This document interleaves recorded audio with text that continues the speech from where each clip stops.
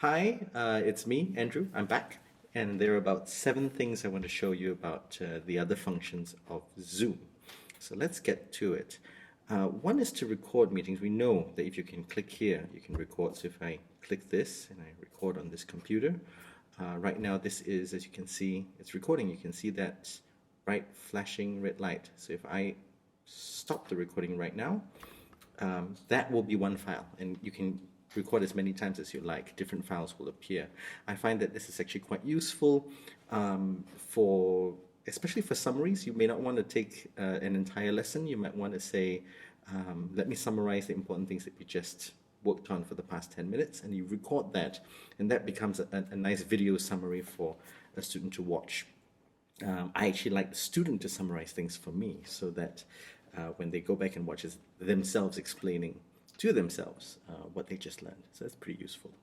Of course, you can record these things and send them to the student, but the student can record it directly. So that makes your life a lot easier if the student wants to record the entire session. If you want to give permission for a student to do that, then it saves you the trouble of sending the file over.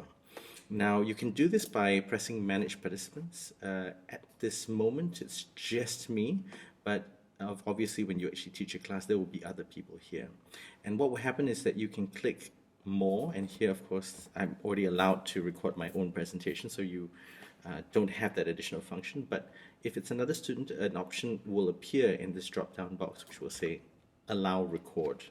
And that basically means that the student can record any part of the meeting that they like. So that may be a function that's useful for you.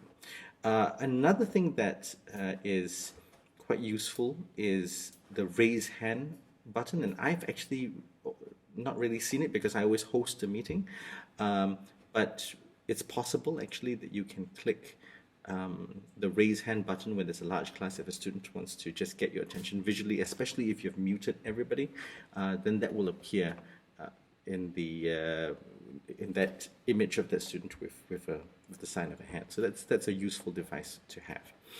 I find that right now, you notice that I'm actually keeping this open like most of my screen, but I haven't actually done this and expanded it to the whole full screen function. And you'll be surprised that if you extend it to the full screen function, everybody appears on your right hand side.